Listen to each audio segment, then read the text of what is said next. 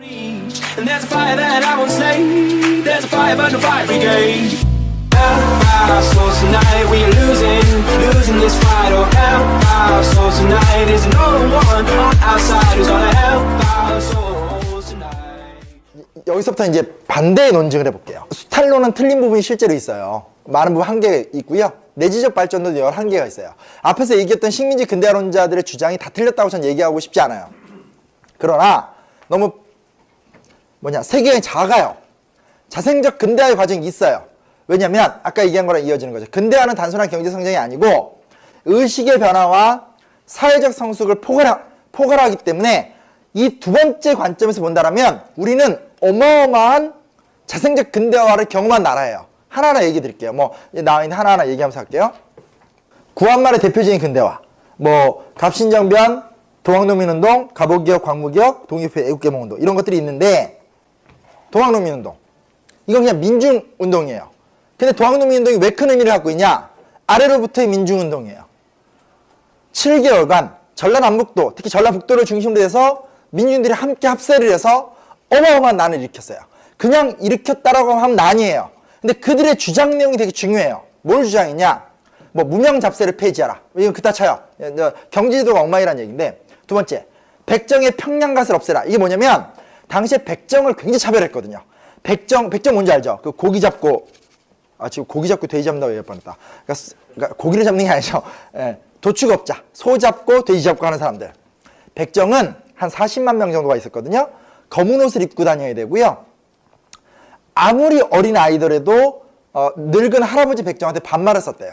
그리고 지나가다가 백정은 눈으로만 봐도 더럽기 때문에 눈에 딱 띄면 고개를 숙이고 뛰어서 도망가야 돼요. 그게 예의예요. 그 정도로 백정이 차별을 받았어요. 그래서 백정지를 알기 위해서 씌우던 독특한 모양의 갓도 있었어요.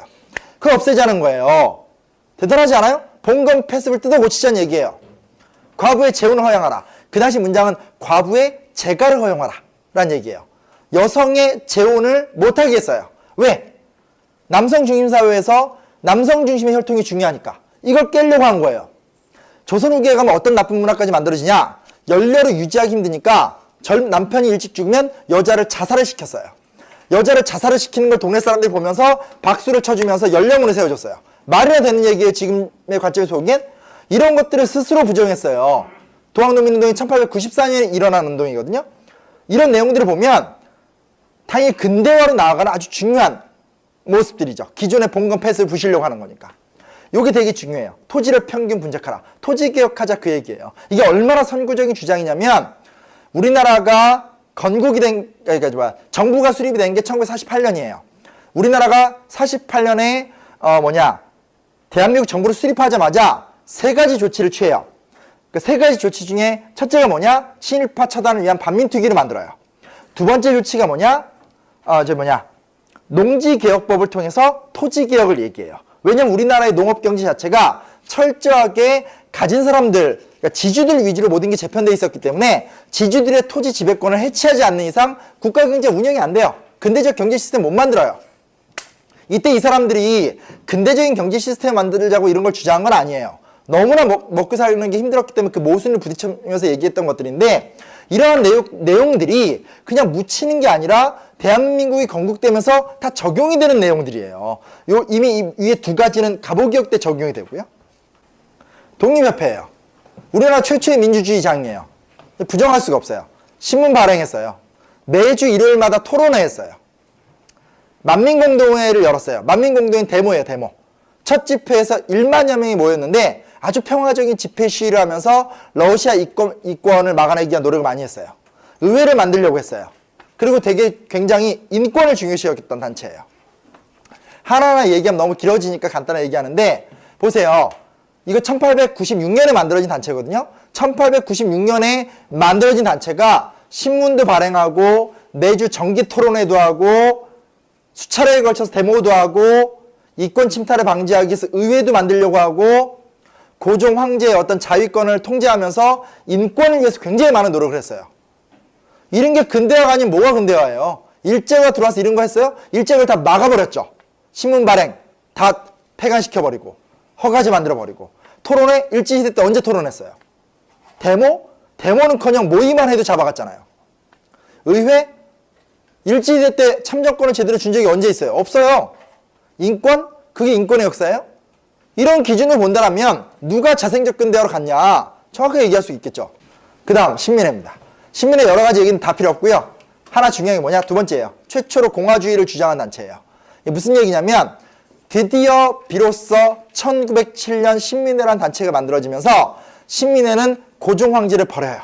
이제 더 이상 입헌 군주제가 아니라 고종을 설득해서 뭔가 고종과 함께하는 근대적 조선이 아니라 아예 그냥 민의를 바탕으로 한 민주공화정 국가를 만들자라고 1907년에 선언을 해요. 1907년에 선언을 해요. 이게 굉장히 큰 의미를 갖고 있는 거죠. 우리 여기 장신회니까 제가 한마디 해드릴게요. 신민회는 학교 교과서에 나와요. 대표적인 평안도 지방의 개신교도들이 만든 단체예요. 그 당시 개신교 민족주의자들의 총역량이 집결된 단체예요. 그러니까 우리가 알고 있는 안창호를 비롯해서 굉장히 많은 사람들이 모여있죠. 그래서 신민회 해체 사건인 백오인 사건은 개신교 탄압 사건으로도 불러요. 그러니까 개신교가 갖고 있는 역사적 책임이 얼마나 컸는지를 좀 알 수 있겠죠. 이 당시 우리나라 개신교 인구가 15,000명, 2만 명 이럴 때니까 우리나라 지금 1,000만이 되는데 독립운동사도 그냥 독립운동사라고 얘기하면 안 돼요. 독립운동사 하나하나가 굉장히 근대화예요. 쭉 써있는데 이것도 하나하나 얘기해 드릴게요. 자, 이거 잘 몰라요. 대동단결선언. 왜냐면 시험에 잘 안 나오니까 우리나라 교과서에서 안 배우면 학생들이 몰라요. 대동단결선언이 뭐냐면 1915년에 발표된 선언문이에요. 베이징에서 독립운동가들이 모여서 발표했는데 이 대동단결선언에 무슨 얘기가 나오냐? 황제권에서 민권으로란 말이 나와요. 이게 뭘 의미하는 거냐면 이거예요. 자, 우리는 그냥 일본이 우리나라를 먹은 걸 기분 나쁘다고 생각하는데 일본이 그냥 먹은 게 아니라 아주 조직적인 방법을 써서 먹었어요. 근데 우리가 제일 기분 나빠하는 장면이 뭐예요? 을사조약이죠. 그리고 그 다음에 한일 병합조약이 있어요. 뭐냐면 일본은 우리나라를 합법적으로 먹으려고 별로의 짓을 다 해요. 근데 그 핵심적인 게 조약이에요. 그러니까 그게 을사조약이고 한일 병합조약이에요. 근데 뭐냐? 1915년에 베이징에 모인 이 독립운동가들이 발표한 대동단결선언의 주장은 뭐냐면 핵심이 이거예요. 조선의 황제가 일본에게 이렇게 넘긴 게 아니라 조선 왕조가 망하는 그 순간 황제권이 소멸됐다는 거예요. 그러면서 주권이 어디로 왔냐? 조선 민중에게 갔다는 거예요. 이게 되게 중요한 거예요. 그러니까 그 전에 신민회 때는 이제 우리가 새로운 정치체제를 고민해야 된다. 그 정치체제라는 것은 자유민주주의다. 자유민주주의라는 말 틀렸다. 민주공화정이다. 이렇게 주장을 했다면 한 발 더 나아가서 대동단결선언 때는 황제권이 소멸되는 그 순간 조약으로 주권이 일본에 넘어간 것이 아니라 황제권이 소멸되는 그 순간 주권이라는 것은 민에게, 그러니까 인민에게, 국민에게, 민중에게 넘어갔다. 이때 국민이란 말을 쓸 수가 없죠. 그때 우리 나라가 없으니까 인민에게 넘어갔다는 거예요. 그리고 이거를 여기까지는 관념적이잖아요. 독립운동가들의 주장이죠. 이거를 사후에 도장을 꽝꽝꽝 찍은 사건이 있어요. 이 말이 맞다라고 주장한 사건이 있어요. 그게 뭐냐? 그게 그 유명한 1919년 3.1운동이에요. 3.1운동. 3.1운동이 제일 중요한 사건이에요. 이게 뭐냐? 3.1운동이 보세요.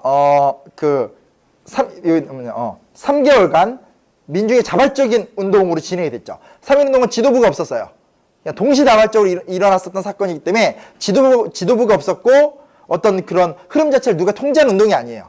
그렇기 때문에 이 운동은 그렇게 성공적으로 끝나지 못했지만 원래 보세요. 만세라는 말이 뭐냐면 황제를 찬양하는 억구예요. 사극 같은 거 보면 우리나라 왕한테 이렇게 할 적에 천세 이렇게 한단 말이에요. 왜냐면 제후는 천세라고 찬양을 하는 거고 황제는 만세라고 찬양을 하는 거예요. 그러니까 황제가 천자, 하늘의 아들이기 때문에 황제를 찬양하는 게 최고의 억구죠.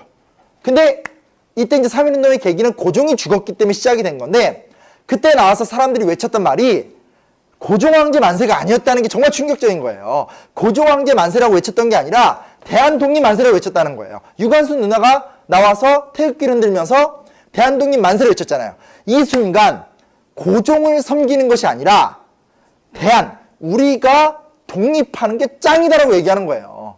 그러니까 대동단결선언에서 황제권의 소멸은 민권의 탄생이다 라고 선언을 했다면 그게 맞다라고 얘기한 게 바로 3.1운동이라는 거예요.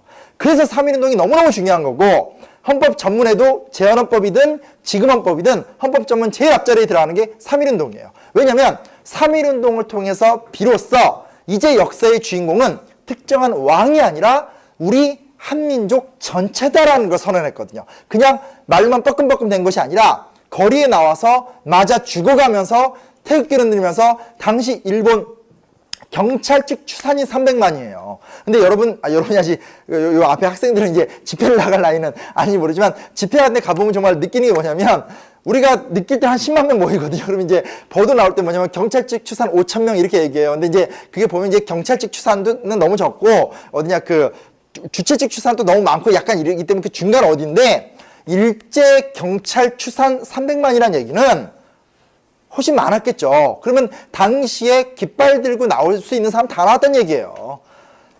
사후 승인하게 된 거예요. 그리고 이 3.1운동의 열기 때문에 이게 너무나 강력했기 때문에 강력한 열기 속에 8개의 정부가 수립을 선포를 해요. 근데 8개 중에 5개는 그냥 의미가 없고요. 이건 뭐 그냥 이름만 내건 거고 서울에서 국민대회를 2번 열어서 그 보신각종 있죠. 보신각종. 그 보신각터에서 한성정부 수립을 선언하고 두 번째는 저쪽 연해주와 만주 일대에서 이제 그 무장투쟁 독립운동가들을 중심으로 대한국민회의가 선포가 되고 그리고 상하이에서 또 선포가 되고 이 3개의 정부가 통합이 돼서 대한민국 임시정부가 만들어진 거예요.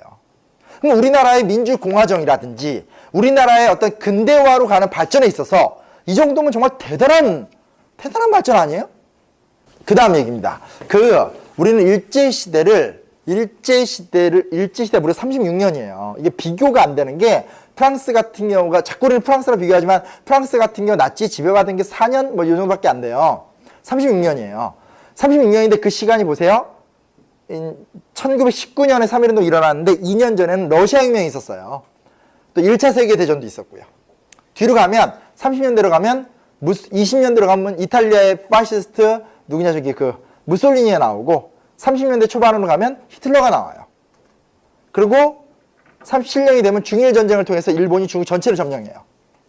40년대로 들어가면 2차 세계대전과 태평양 전쟁이 일어나요. 그러니까 굉장히 굵직한 사건들이 많이 일어나요.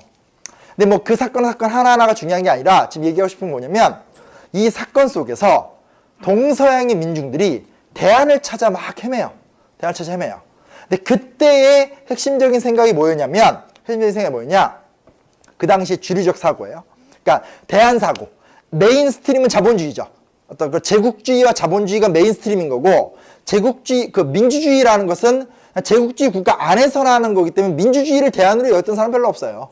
어떤 제국주의와 자본주의 대세였다면 제국주의와 자본주의에 대해서 가장 격렬하게 저항했던 게 뭐냐? 사회주의였어요. 사회주의. 그래서 우리나라도 3.1운동 이후에 한인 사회주의가 엄청 발전을 해요. 그리고 이제 그것이 20년대 때는 별 볼일 없었고 30년대 때 조금씩 족적을 남기게 돼서 이제 중국 내에서는 김두봉이나 무정 같은 사람들이 굉장히 활발한 활동을 하게 되고 그때는 그렇게 만주 일대에서 그래도 아주 활발한 활동을 하다가 사실 그 이후에 그냥 소련에 묻혀있다가 나중에 이제 실제로 북한을 세우게 되는 김일성도 이제 30년대 때 역사에 나타나게 돼요. 충칭 임시정부입니다. 40년에 만들어졌다기보다는 상하이 임시정부가 계속 살아남아서 40년에 충칭에 정착하거든요. 이 충칭 임시정부의 주장이 뭐냐? 삼균주의예요. 민주공화정을 계승하는 건 똑같아요. 이건 별반 차이가 없어요. 뭐냐? 주요 산업을 국유화하겠다는 주장을 해요. 오늘날 국유화라는 개념은 너무 부담스러운 개념이긴 해요. 근데 뭐냐면 이게 사회주의의 주장을 받아들여서 자본주의 시스템 자체를 뜯어 고치겠다는 얘기를 하고 싶은 거예요. 그러니까 단순하게 그냥 자본주의를 수용하는 것이 아니라 자본주의 시스템 자체를 개선하는 시스템을 만들겠다라는 얘기가 나오게 되는 거고 그 다음 마지막은 삼민주의 영향을 되게 많이 받았어요. 이건 뭐냐면 삼민주의 핵심적인 내용이 민생주의인데 어떤 요즘 말하면 아주 고도의 사회복지적인 시스템을 통해서 인민을 행복하게 만들어주겠다는 얘기예요. 이 얘기를 하는 이유는 뭐냐면 우리가 독립운동을 하는 과정 속에서 자유민주주의의 범위를 넘어서서 사회주의라든지 혹은 여러 대안 사상들을 적절하게 민주공화정이란 틀거리 안에서 흡수하면서 보다 개방적이고 보다 미래적인 정부와 국가 정치를 만들기 위해서 굉장히 많은 노력을 했다라는 거예요. 이걸 되게 대단하다고 봐야 돼요. 왜냐면 지금같이 이런 평화로운 때에 도서관 가서 편하게 누구나 책 찾아볼 수 있고 누구나 자기 생각 말할 수 있고 이러면 이거 누구나 할 수 있는 얘기겠죠. 그러나 이때는 목숨 걸고 독립운동하는 사람들이 이런 사상을 만들어낸 거예요. 그리고 조소왕의 글을 보면 이런 거 일제는 다 망가뜨리고 있다라고 주장을 하고 있거든요. 그래서 우리가 어떤 그 근대화를 바라보는 관점 자체가 바라보는 관점 자체에 대해 좀 생각을 좀 더 넓게 바라볼 필요가 있다라는 생각이 듭니다.